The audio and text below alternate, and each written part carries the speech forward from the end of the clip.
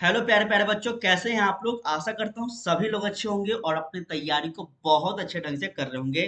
बच्चों, जैसा कि आप सभी को पता है, बोर्ड एग्जाम 2025 को ध्यान में रखकर आप सभी बच्चों के लिए जो है यहाँ पे क्लासेस चलाए जा रहे हैं। प्यारे बच्चों, आपको बता दें, अभी जो आपका यह क्लासेस चलाए जा रहे हैं, ये सारे क्लासेस आपका एनसीईआरटी में जो आपका चैप्टर है, हिस्ट्री हो चाहे पॉलिटी हो चाहे आपका ज्योग्राफी हो या फिर कोई भी विषय हो, ठीक है, उन सभी विषय में अब तक बोर्ड एग्जाम में कहाँ कहाँ किस किस चैप्टर से कितने क्वेश्चंस पूछे गए हैं, उन सभी क्वेश्चंस को हम करवा रहे हैं। ठीक है, चाहे आपका बिहार बोर्ड हो, यूपी बोर्ड हो, झारखंड बोर्ड हो, हम सबको मिलाकर हम टारगेट कर कर यहाँ पे आपको करवा रहे हैं। तो आप किसी भी बोर्ड का तैयारी कर रहे हैं बच्चे, तो आपके लिए बहुत बहुत ज्यादा इंपॉर्टेंट यह सेशन होने वाला है। ठीक है, और इसके बाद हम जल्द ही आप सभी के लिए जो है ऑब्जेक्टिव का भी वेरी वेरी इंपॉर्टेंट क्वेश्चन लेकर आने वाले हैं। तो आप लोग जो है इस सेशन से जुड़े रहेंगे, चैनल से बने रहेंगे और अपना फीडबैक जरूर से आप लोग देते रहेंगे। ठीक है, ताकि हमें पता चले कि आप लोग को जो है चीजें पसंद आ रहा है कि नहीं। ठीक है ना, ये सबसे महत्वपूर्ण है।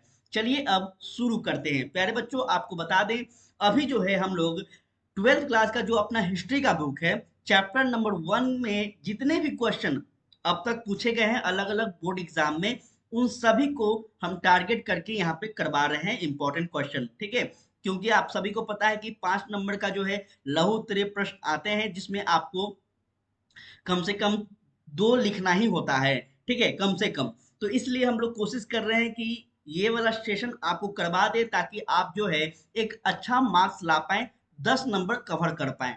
और आज का ये चैप्टर नंबर 1, जिसमें पार्ट थर्ड हम करने वाले हैं। ठीक है, तो चलिए स्टार्ट करते हैं। कुछ क्वेश्चन रह गया था, उस क्वेश्चन को हम वहीं से स्टार्ट करते हैं। ठीक है बच्चों, शेयर जरूर करते चलेंगे। आप सभी प्यारे बच्चों से रिक्वेस्ट है, सेशन अच्छा लग रहा है तो शेयर करते चलेंगे। चलिए देखिएगा, प्रश्न नंबर आज हम लोग 6 से बात करेंगे। ठीक है, कौन से क्वेश्चन, तो छठा नंबर प्रश्न क्या कहता है देखिएगा। कहता है, हड़प्पा सभ्यता में शिल्प उत्पादन के लिए आवश्यक कच्चे माल की सूची बनाइए और चर्चा कीजिए कि ये किस स्थान का है, किस तरह का है। साथ ही साथ आपको यह भी बताना है कि किस प्रकार प्राप्त किए जाते थे। ठीक है, ये आपको बताना है।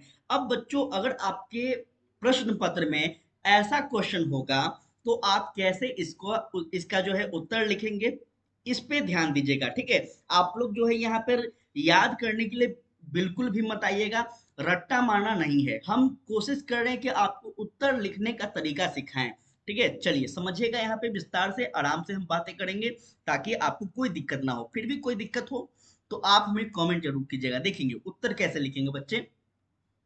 हड़प्पा सभ्यता के लोगों की शिल्प तथा उद्योग संबंधित प्रतिभा जो है वह उच्च कोटि की थी। हम लोग कई बार हम लोग देख चुके हैं, जब हड़प्पा सभ्यता के बारे में पढ़ते हैं बच्चे, तो हम लोग देखते हैं कि वहां पे जो उस समय जो लोग थे, वो हर प्रकार से कहीं ना कहीं, आप उद्योग की बात कर लें या फिर हम कह लें आपका शिल्पकार की बात कर लें, या फिर कोई भी क्षेत्र में हो, सभी प्रकार के लोग जो है वहां पे एक प्रतिभाशाली थे। ठीक है, मिट्टी और धातु के बर्तन तो ऐसा बनाते थे मानो कि आज वर्तमान का जो बर्तन हो, मूर्ति है, ये भी फेल था। ठीक है, तो इस प्रकार की कलाकृति हमें सिंधु सभ्यता में देखने को मिलती है। चलिए और समझते हैं और क्या विशेषता आपसे पूछ रहा है।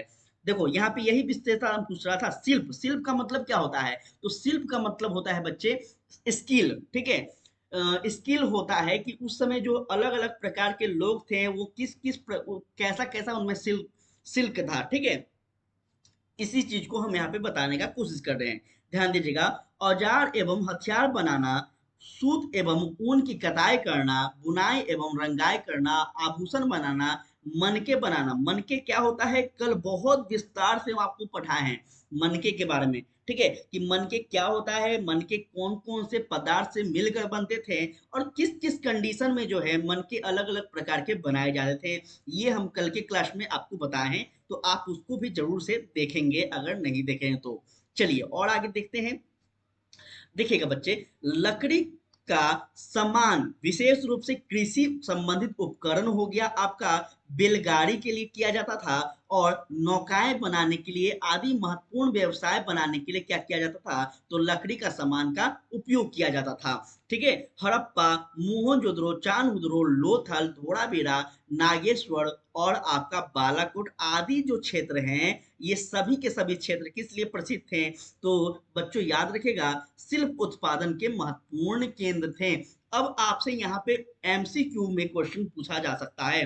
ठीक है, ध्यान सुनिएगा, ऑब्जेक्टिव क्वेश्चन आपसे बना दिया जाएगा, बोलेगा कि हड़प्पा सभ्यता में वह कौन सा क्षेत्र था जहां पे शिल्प उत्पादन के लिए महत्वपूर्ण था। ठीक है, आपको दे देगा मोहनजोदड़ो, आपको कोई और स्थान का नाम दे देगा, या फिर आपको चांदहुदरो देगा, कोई और स्थान पूछ लेगा। तो बच्चे आपको याद रहेगा, तभी आप सही कर पाएंगे कि इसमें मोहनजोदड़ो, चांदहुदरो, लोथल, धोलावीरा, नागेश्वर और बालाकोट ये सभी महत्वपूर्ण केंद्र हुआ करते थे उस समय। ठीक है, अगर हम बात कर ले चांदहुदरो के बारे में, तो इंपॉर्टेंट है, इसको थोड़ा सा आप लोग अंडरलाइन कर लीजिएगा। ठीक है ना, और हाँ, इसका पीडीएफ अगर आप सभी को लेना हो तो हमारे टेलीग्राम पे आप ज्वाइन हो जाएंगे, लिंक डिस्क्रिप्शन में दिया गया है, आपको वहां पे पीडीएफ दे दिया जाएगा। देखेंगे चांदहुदरो की विशेषता क्या है। चांदहुदरो जो है एक छोटी सी बस्ती थी, जो कि इसकी अगर हम क्षेत्र फल की बात करें या फिर हम इसका विस्तार की बात करें, तो लगभग यह 7 हेक्टेयर क्षेत्र में विस्तृत था। ठीक है, तो इतना डिटेल में आपको शायद ही कोई यूट्यूब पे पढ़ा रहा होगा। ठीक है, बोर्ड एग्जाम को ध्यान में रखकर। हाँ, आगे आप अगर ग्रेजुएशन में जाएंगे या कंपटीशन तैयारी करेंगे तो आपको पढ़ाया जा सकता है, लेकिन बोर्ड एग्जाम में इतना डिटेल नहीं पढ़ाए जाते हैं। लेकिन हम कोशिश कर रहे हैं कि आप लोग का जो है एक भी नंबर का एग्जाम में जो है क्वेश्चन ना छूटे। चलो आगे बढ़ा जाए बच्चे, चलो आगे बढ़ते हैं।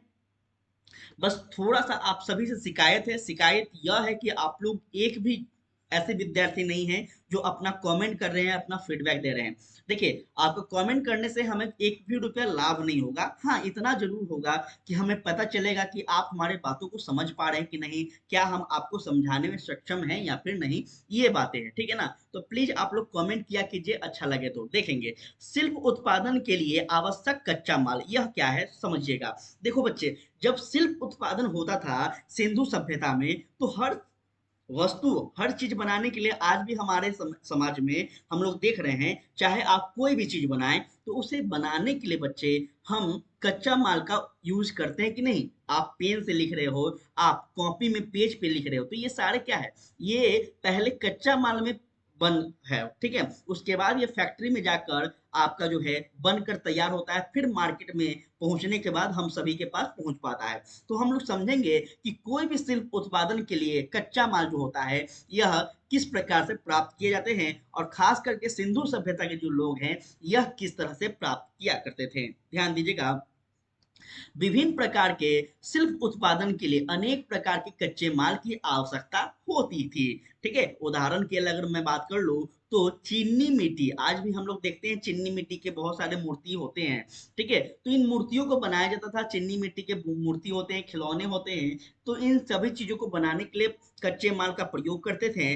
पक्की ईंट, तांबा, टीन, कांसा, सोना, चांदी, शंख, या फिर हम कह ले सीपिया, कोरिया, विभिन्न प्रकार के जो हम कह लें, इन सभी पत्थर जैसे अनेक, अकीन, नीलम, स्टिफिन, ये सारे सेलखड़ी आदि मिट्टी के जो बर्तन हैं, ये सब कुछ जो है कच्चे माल से प्राप्त होते थे। उसके बाद जो है आगे चलकर यह जो है एक अलग शेप में जो है बनते थे, ताकि मनुष्य उस समय के जो लोग हैं वो प्रयोग कर सके। पहले ये क्या थे बच्चों, तो पहले एक छोटे से पदार्थ के रूप में ही ये सभी चीजें होते थे। ठीक है, आगे बढ़ते हैं। देखो, और भी बहुत सारी चीज है जो कि हम लोग को समझना है, इसलिए ज्यादा देर ना करते हुए हम फटाफट बढ़ेंगे।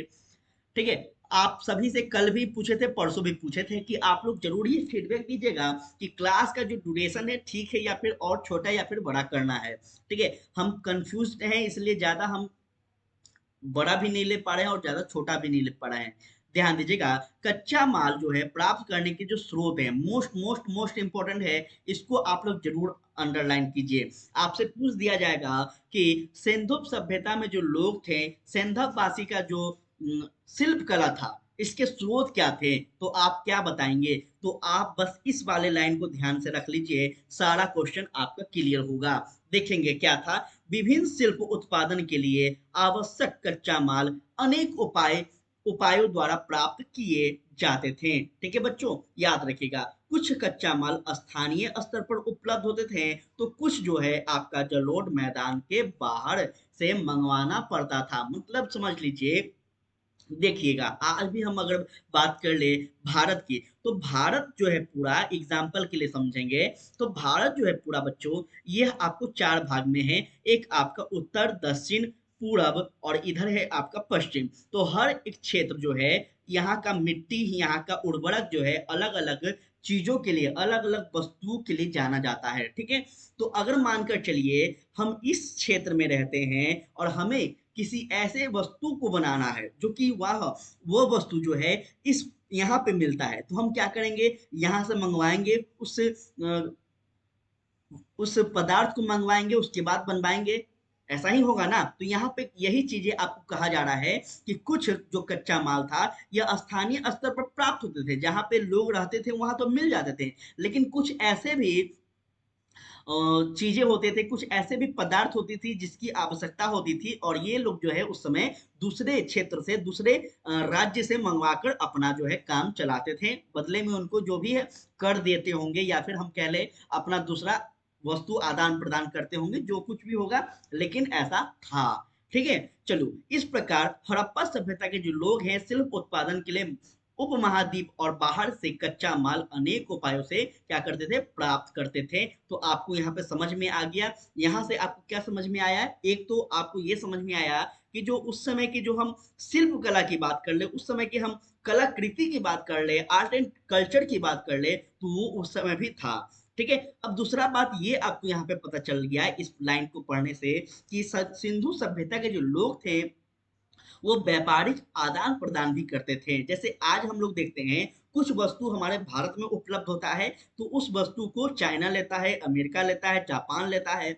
लेकिन वैसे वस्तु जो भारत में उपलब्ध नहीं होता है, तो हम क्या करते हैं, हम दूसरे देश से लेते हैं। तो ये क्या हो गया, व्यापारिक आदान प्रदान हो रहा है कि नहीं हो रहा है। सेम यहाँ पे यही लाइन, यही चीजें आपको बताने का प्रयास किया गया है सिंध भाषी के लिए। ठीक है, चलिए और आगे बढ़े।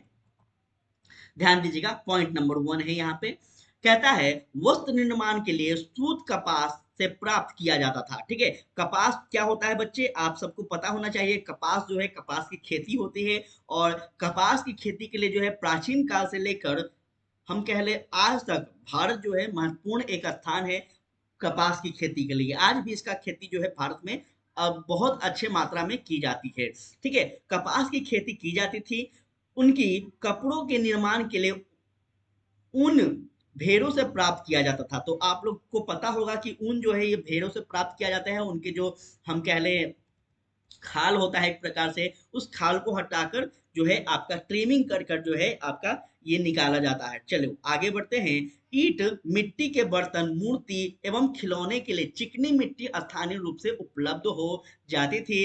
साथ ही साथ जो आपका चोलिस्तान है, चोलिस्तान जो है बच्चे, यह आपका वर्तमान में पाकिस्तान के क्षेत्र में पड़ता है, और आपका बनावली जो है यह आपका हरियाणा में पड़ता है।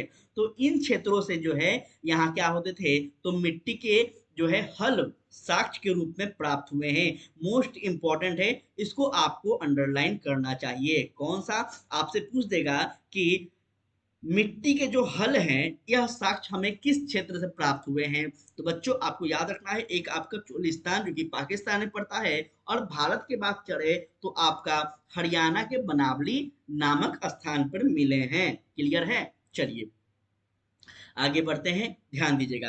कहता है हड्डियां विभिन्न पशुओं से प्राप्त की जाती थी। ये हम सबको पता है कि जो हड्डी होते हैं ना, ये विभिन्न वस्तुओं से प्राप्त की जाती थी। और आज भी हम लोग देखते हैं कि बहुत सारे ऐसे पशु हैं जिनके हड्डी जो है वो बाद में जब मृत्यु हो जाते हैं, जब उनका हड्डी गल जाता है, तो हम बहुत सारे जो है कार्बनिक पदार्थों के लिए प्रयोग करते हैं। क्लियर है, तो ये आपको याद रखना है। मछलियों की हड्डी मछुआरों से प्राप्त होते थे। पक्षियों की जो हड्डी है ये जंगली पशुओं, जो पशु मारते थे उनसे, और हड्डियों की शिकारी से अथवा स्वयं शिकार करने वाले से प्राप्त की जाती थी। ठीक है, तो आपको याद रखना है। चलो आगे बढ़ते हैं, ध्यान दीजिएगा बच्चे, आपसे रिक्वेस्ट है, विनती है कि सेशन अगर अच्छा थोड़ा सा भी लग रहा है, समझ में आ रहा है, और आपको लग रहा है कि 2025 बोर्ड एग्जाम तक आपको बहुत ज़्यादा फायदा होगा इस चैनल से। तो प्लीज़ आप लोग जो है इस चैनल को शेयर कीजिए और दबा के आप लोग लाइक और सब्सक्राइब जरूर करवाएं। ठीक है, आप लोग सपोर्ट करेंगे तभी हम जल्द से जल्द आप सभी के सामने जो है लाइव आ पाएंगे और डेली बेस्ट से बेस्ट क्लास लेकर आ पाएंगे। तो प्लीज़ आपका छोटा सा सपोर्ट चाहिए, आप लोग जरूर से कीजिए। ठीक है, चलिए ध्यान दीजिएगा। पॉइंट नंबर 4 क्या कहता है? कहता है लकड़ी के हल। ठीक है, लकड़ी के हल विभिन्न वस्तुएं, औजार एवं उपकरण के निर्माण के लिए लकड़ी आसपास के जंगलों से प्राप्त किए जाते थे। ठीक है, चलो आगे बढ़ते हैं। उसके बाद है बढ़िया किस्म की लकड़ी जो है यह आपको कहाँ मिलता था? तो मेसोपोटामिया से मंगवाई जाती थी। बच्चे अब मेसोपोटामिया क्या है? ध्यान सुनिएगा। ध्यान दीजिएगा। जब हम सिंधव सभ्यता की बात करते हैं, जब हम भारत में सिंधव सभ्यता को पढ़ते हैं, तो वहीं विश्व के अलग अलग क्षेत्र में अलग अलग सभ्यता का विकास भी हो रहा था। इसी में एक आपका यूरोप का एक जो है क्षेत्र है, उसी में आपका मिस्र की सभ्यता या फिर हम कह लें मेसोपोटामिया की सभ्यता भी जानी जाती है। तो बच्चे आपको याद रखना है, मेसोपोटामिया की सभ्यता, मिस्र की सभ्यता, ये सभी आपके लिए महत्वपूर्ण है। ठीक है, चलिए और आगे बढ़ते हैं। ये आपको पता चल गया। अभी हम आपको क्या बताए थे? अभी हम आपको 2 मिनट पहले बताए थे कि भारत जो है वर्तमान में भी एक देश से दूसरे देश में जो है वस्तुओं को आदान प्रदान करती है, व्यापारिक संबंध स्थापित की है। और आप ये चीज यहाँ सिंधव सभ्यता में जब पढ़ रहे हैं तो आपको पता चल रहा होगा कि सबसे प्रारंभिक सभ्यता, हम सबसे प्रारंभिक समाज की बात कर रहे हैं और यहाँ पे भी जो है एक दूसरे से लेन देन हुआ करते थे। ठीक है, चलो और आगे बढ़े। कहता है सुगंधित द्रव्यों को बनाने के लिए फाइन्स क्या है? तो फायांस जैसे मूल्यवान पदार्थ मोहनजोदड़ो से और हड़प्पा से प्राप्त होते थे। ठीक है, ठीक, चलो आगे बढ़ते हैं। ध्यान दीजिएगा, हड़प्पा सभ्यता के जो लोग हैं उन स्थानों में अपनी बस्तियां स्थापित कर लेते थे जिन जिन स्थानों के आवश्यक कच्चा माल जो है सफलतापूर्वक उपलब्ध हो जाते थे। तो ये आपको याद रखना है कि जो हड़प्पा सभ्यता के जो लोग हैं वो स्थान पर रहना पसंद करते थे जहां पे उनके जो जीवन यापन है, वो जो जिस कार्य को कर रहे हैं उस कार्य को करने के लिए जो कच्चा माल है वह आसानी से उस क्षेत्र में मिल जाए, वही क्षेत्र में वो लोग बसा करते थे। ठीक है, खास करके हम बात करें तो आपका नागेश्वर बालाकोट हो गया आपका। ये बालाकोट कहाँ पड़ता है? तो बालाकोट आपका जम्मू कश्मीर में पड़ता है बच्चे। यही बालाकोट में जो है आपका 2 साल पहले हमारे भारत के कुछ जवान जो है शहीद हुए थे। तो इस बालाकोट को आप लोग जरूर याद रखेगा। 5 फरवरी जो है आपका, क्षमा चाहेंगे, 14 फरवरी को जो है ये कांड हुआ था। तो ये चीज आपको याद रखना है। चलिए और बढ़े, ध्यान दीजिएगा। कहता है वो कार्नवालिस मन के गुजरात से, सीसा दक्षिण से और भारत से जो है सीसा जो है यह दक्षिण भारत से, और जालवर्धन मनिया जो है कश्मीर और अफगानिस्तान से प्राप्त की जाती थी। उन्होंने सुदूर अफगानिस्तान में सोधुई से अपनी बस्ती स्थापित की क्योंकि यह स्थान नीले रंग के पत्थर, यानी कौन से पत्थर? नीले रंग की, यानी आपको याद रखना है लाजवर्द मनी से सबसे अच्छे स्रोत के निकट के मिले हैं। और इसी प्रकार आपको याद रखना है लोथल जो कि आपका गुजरात में पड़ता है, सेलखड़ी आपका दक्षिण राजस्थान में पड़ता है। तो इन सभी जगह से जो है धातु प्राप्त किए गए हैं। मोस्ट इंपॉर्टेंट है, देखिए आपको सिंधव सभ्यता में जगह का नाम ही पूछेगा, तो प्लीज आप लोग जगह का नाम जरूर याद रखिए, प्लीज आपसे रिक्वेस्ट है। सिंधु सभ्यता के लोग कच्चे माल वाले क्षेत्र के अभियान जो है अभियान भेजकर भी वहां कच्चा माल प्राप्त करते थे। इस अभियान को जो है प्रमुख उद्देश्य स्थापित लोगों के साथ संपर्क स्थापित करना था। वे अभियान भेजकर राजस्थान के खेतरी क्षेत्र से तांबा और दक्षिण भारत से सोना प्राप्त करते थे। तो ये सारे बात आपको याद रखना है। चलो और आगे बढ़ते हैं। और कुछ खास नहीं है। प्रश्न नंबर हम 7वां में प्रवेश करेंगे। देखिए हम इतना लंबा लंबा जो पॉइंट में कर कर ला रहे हैं, ये इसका मतलब आप ये नहीं समझिएगा कि हम लोग को जो है बोर्ड एग्जाम में इतना लिखना होगा, बिल्कुल नहीं। देखिए बोर्ड एग्जाम में लिखने के लिए चीजों को समझना जरूरी होता है, ना कि इसको याद करना। हम इतना पॉइंट में डिफाइन इसलिए कर रहे हैं ताकि अगर आपको समझ में नहीं आ रहा किताब से अपने कोचिंग क्लास में, तो आप यहाँ पे चीजों को समझ पाए। और वैसे विद्यार्थी जो कहीं पे भी नहीं जा पाते हैं, उनको विस्तार से यहाँ चीजें समझाई जा सके, इसलिए हम कोशिश कर रहे हैं। चलिए आगे बढ़ते हैं। प्रश्न नंबर अपना 7वां क्या कहता है, ध्यान दीजिएगा। कहता है चर्चा कीजिए कि पुरातात्विक किस प्रकार अतीत का पुनर्निर्माण करते हैं। मोस्ट इंपोर्टेंट क्वेश्चन है, थोड़ा ध्यान दीजिएगा, बहुत बहुत ज्यादा इंपॉर्टेंट है। और ये क्वेश्चन जो है कई बार पूछा गया है, डायरेक्ट क्वेश्चन जो है कई बार बोर्ड में एग्जाम में पूछे गए हैं। तो आपको यहाँ पे चर्चा करना है। अब बताइए आप कैसे चर्चा कीजिएगा, देखिएगा, थोड़ा यहाँ पे ध्यान दीजिएगा। जैसा कि हमने देखा है कि विद्वानों को हड़प्पा में पाई गई लिपि को पढ़ने में सफलता नहीं मिली। बिल्कुल सही बात है भाई, ध्यान दीजिएगा। जो हड़प्पा सभ्यता के जो भी लिपि है, ठीक है, जो भी लिपि मिले हैं उस लिपि को आज तक पढ़ा नहीं गया है। अभी तक जो है इतिहासकारों के द्वारा, पुरातात्विक विभाग के द्वारा जो है इसका अध्ययन किया जा रहा है, लेकिन यह सफल नहीं हो पाए हैं। ठीक है, ऐसे में पुरातात्विकों के लिए पुरावस्तु की ही हड़प्पा संस्कृति के नव निर्माण में सहायक है। ठीक है, तो ऐसे में आपको याद रखना है कि जो उस समय की जो वस्तुएं मिल रही है, आपका पूरा स्थल मिल रहा है, यही महत्वपूर्ण है उस राज्य को राज्य ना होकर एक इतिहास बनाने के लिए। क्लियर है? चलिए ध्यान दीजिएगा। जैसे मिट्टी के बर्तन हो गया, औजार हो गया, आभूषण हो गया, धातु, मिट्टी के हो धातु हो गए, पत्थर के, आपका ये सारे जो वस्तु हैं, ये सारे जो अवशेष हैं, इसी से जो है पुरातात्विक जो लोग हैं इसका अध्ययन करने का प्रयास कर रहे हैं। क्लियर है बच्चे? चलिए, कुछ जलनशील कपड़ा हो गया, आपका चमड़ा की लकड़ी हो गया आपका, और रस्सी आदि लुप्त हो चुके हैं। देखिए ये सब जो ऐसे चीज है जो मिट्टी में जो है ये गल जाते हैं, और गलने के बाद जो है ये कार्बनिक जो है आपका जो है एक, हम कह लें पेट्रोलियम। ठीक है, तो आगे चलकर जो है यह आपका ईंधन के रूप में बन जाता है। ठीक है, तो ये सारे चीज बहुत समय तक नहीं रह पाते हैं और गल जाते हैं।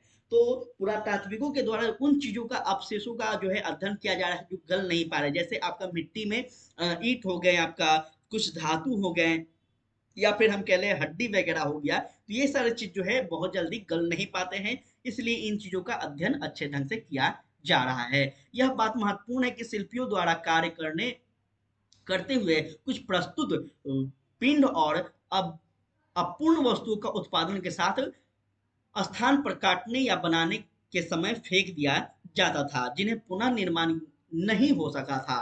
ठीक है, तो ये सारे बात हमारे महत्वपूर्ण नहीं, हमारे लिए जो इम्पोर्टेंट है उसको ध्यान में रखना है हम सबको।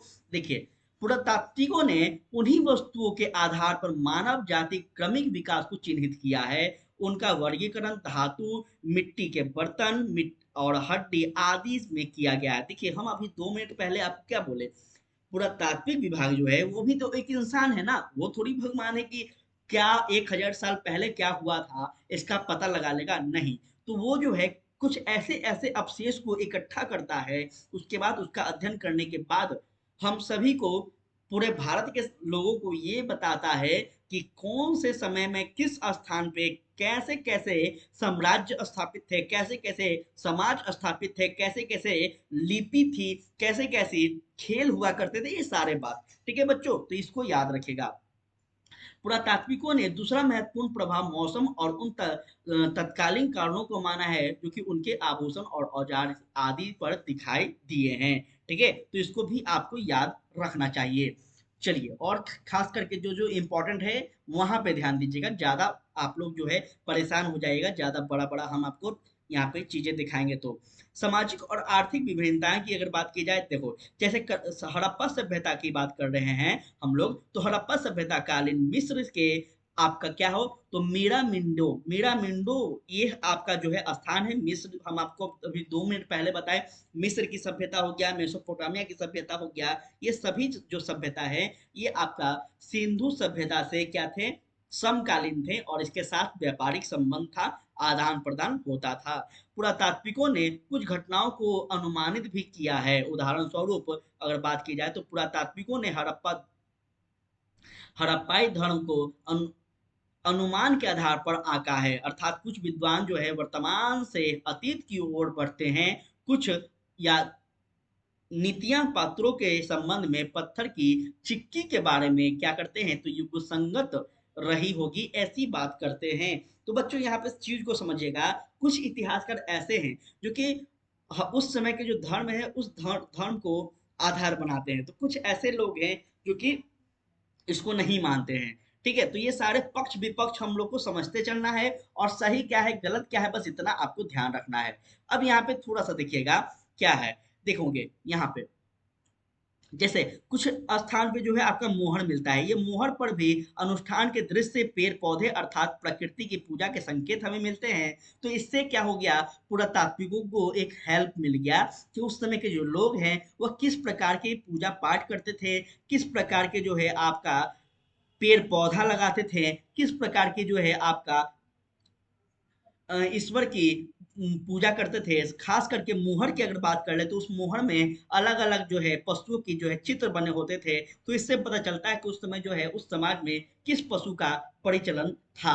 ठीक है, पत्थर की शंकाकार वस्तु को लिंग के रूप में दर्शाया गया है। पुरातात्विक ने कोट दीजी सिंधु नदी के तट पर 39 फीट नीचे मानव निर्जीवन वृत्ति के अवशेष प्राप्त किए हैं। साथ ही साथ कौशाम्बी के निकट चावल और आपका क्या हो गया, तो हड़प्पा कालीन मिट्टी के बर्तन भी मिले हैं। तो ये थोड़ा आपके लिए इंपॉर्टेंट है, इसको अंडरलाइन कर लीजिए। कहाँ पे मिले हैं बच्चे, तो कौशाम्बी के निकट चावल और हड़प्पा कालीन मिट्टी के बर्तन मिले हैं। लोथल से बांट मिला है, चूड़िया पत्थर और आपका आभूषण भी प्राप्त किया गया है। काले और लाल रंग की मिट्टी के बर्तन मिले हैं, आकृति और अवशेष भी मिले हैं। तो यही सब चीज आपसे पूछा जाएगा, फालतू का चीज ऊपर जितना आप करे हैं बस उसको समझाने के लिए हम लाए हैं। ठीक है, यही सब चीज आपसे एग्जाम में पूछे जाते हैं, और बच्चे जो है एग्जाम में जो है पंखा देखने लगते हैं ऊपर में कि क्या हुआ, कहाँ से क्वेश्चन आया। अगर आप विस्तार से पढ़ेंगे, थोड़ा धैर्य रखकर पढ़ेंगे, तो गारंटी देते हैं, 1 साल का नहीं मेरा कई वर्षों का जो है एक अनुभव है, हम इसलिए आप सभी को जो है बता रहे हैं। भरोसा रखिए और आप लोग साथ में यहाँ से भी जुड़े रहे हैं। ध्यान दीजिएगा, पुरातात्विकों ने विभिन्न वैज्ञानिक की मदद से मोहनजोदड़ो और हड़प्पा पर जो है कार्य किए। कई अवशेष व्याख्या और विश्लेषण से निष्कर्ष निकाले, जिसमें हम कुछ असफल भी रहे और कुछ सफल भी। क्लियर है बच्चों, तो इसको भी आपको याद रखते चलना होगा। चलिए और आगे बढ़ते हैं, और क्या है देखते हैं। चलो, अब हम बात करेंगे नेक्स्ट क्वेश्चन, जो कि अंतिम प्रश्न है इस चैप्टर का। ठीक है, उसके बाद आपका खत्म हो जाएगा। ध्यान दीजिएगा, कहता है हड़प्पा समाज में शासकों द्वारा किए जाने वाला संभावित कार्य की चर्चा कीजिए। अब बहुत बहुत बहुत ज्यादा इंपॉर्टेंट है, वो क्या है ध्यान दीजिएगा।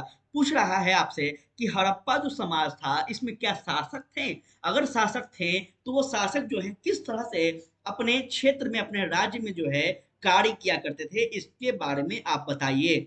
आपसे यह क्वेश्चन पूछ लिया है, तो आप क्या जवाब देंगे एज ए स्टूडेंट, आप अगर एग्जाम दे रहे हैं तो आप क्या जवाब देंगे। ठीक है, देखिए आराम से सुनिएगा, ध्यान बस आपको डिस्प्ले पे स्क्रीन पे रखना है।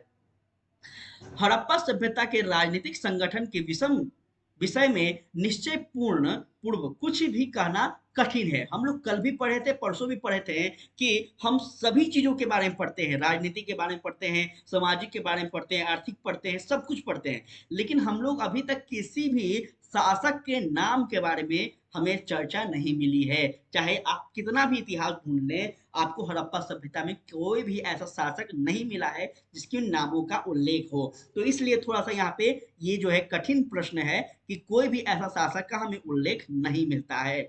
हमें यह ज्ञान नहीं है कि हड़प्पा के शासक कौन थे, संभवतः तो वो राजा रहे हो या फिर पुरोहित या फिर कोई व्यापारी भी होंगे। हमें ऐसा कोई साक्ष्य तो मिला नहीं है कि वो राजा थे। तो हम लोग जो है इस समाज को चलाने के लिए ऐसा अनुमान लगा सकते हैं कि हो सकता है वो व्यापारी होगा, वो पुरोहित होगा या फिर कोई राजा होगा। कालीन सभ्यता में आर्थिक धार्मिक प्रशासनिक इकाई में कोई स्पष्ट भेद नहीं देखने को मिला है। एक ही व्यक्ति प्रधान पुरोहित भी हो सकता है, एक ही व्यक्ति राजा भी हो सकता है, एक ही व्यक्ति धनी व्यापारी भी तो हो सकता है। तो बिल्कुल सही बात है। हाँ, यहाँ ध्यान दीजिएगा, आपके लिए इंपॉर्टेंट है जो कि आपको पूछागा। हंटर महोदय, देखिए देखिए मोस्ट इंपॉर्टेंट है। हंटर महोदय यहाँ के शासक को क्या कहते हैं, तो जनतांत्रात्मक शासन मानते हैं। जनतांत्रात्मक शासन का मतलब होता है बच्चे कि वैसा शासन, वैसा राज्य जो कि यहाँ पे जनता का शासन हो। जनता का बोलबाला हो, अर्थात यहाँ पे जो है आपका राजतंत्र नहीं है, यहाँ पे कुलीन तंत्र नहीं है, इसको याद रखिएगा। कौन कह रहे हैं? तो आपका हंटर महोदय कह रहे हैं, जो कि एक बहुत बड़े इतिहासकार हैं। दूसरा व्यक्ति की अगर बात करें तो एक और आता है आपका पिग्गाट और विलर। ये दो जो महत्वपूर्ण व्यक्ति हैं, इनके अनुसार कहा गया है कि सुमेर एवं अक्कर के समान क्या है, तो हड़प्पा में ही भी पुरोहित राजा क्या करते थे, तो शासन करा करते थे। कुछ विद्वानों के अनुसार हड़प्पा साम्राज्य पर दो राजधानी हड़प्पा और मोहनजोदड़ो का शासन था। तो इस प्रकार से अलग अलग इतिहासकारों के द्वारा जो है अलग अलग बातें कही गई है। तो इन चीजों को आप लोग को याद रखना है। ठीक है, इन चीजों को आप लोग को याद रखना है, ध्यान दीजिएगा। कुछ विद्वान जो है संपूर्ण क्षेत्र पर अनेक राजा राजवाड़े विभक्त और उनमें प्रत्येक अलग अलग राजधानी, जैसे आपका सिंधु हो गया, मोहनजोदड़ो हो गया, पंजाब हड़प्पा हो गया, राजस्थान में कालीबंगा हो गया, गुजरात में लोथल हो गया। तो कुछ अलग इतिहासकार हैं जो कह रहे हैं कि अलग अलग क्षेत्र में अलग अलग शासक थे। ठीक है, ऐसे ऐसे भी कुछ लोग हैं। ठीक है, तो इसको आप लोग ध्यान में रखिएगा। कुछ विद्वान जो है इसको कहते हैं कि मत अनुसार हड़प्पा सभ्यता में अनेक राजा का अस्तित्व नहीं था, अपितु यह एक राजा के नेतृत्व में ही राज्य था। तो इस तरह से हर एक राजा जो है अपना अपना जो है क्या कर रहे हैं, इतिहासकार अपना अपना पक्ष रख रहे हैं। आपको कौन सा पक्ष सही लग रहा है, ये हमें आप कमेंट के माध्यम से बताइएगा। इतिहासकारों का विचार है कि प्राचीन विश्व में जहां जहां नियोजित वस्तु में के प्रमाण मिले हैं, वहां वहां इस बात का पता चल चलती है कि सड़कों की योजना का किस विकास जो है धीरे धीरे नहीं, अपितु एक विशेष ऐतिहासिक समझ से इसका निर्माण हुआ है। तो ये भी आपको थोड़ा सा याद रखना चाहिए, बाकी महत्वपूर्ण कुछ खास नहीं है। ठीक है, इसी प्रकार हड़प्पा सभ्यता के विभिन्न स्थानों में एक ही जो है तांबा कांसा मिट्टी बर्तन, ये सारे जो है निष्कर्ष निकलता है। और इस प्रकार जो है यह भी अनुमान लगाया जा सकता है कि विभिन्न नगरों की योजना जो है यह भी राज्य द्वारा बनाई गई होगी, और विभिन्न स्थलों पर सड़क नाली के निर्माण का कार्य जो है राज्य के द्वारा किया गया होगा। लेकिन बच्चों, हम आपको सीधा सीधी बात करते हैं निष्कर्ष पे।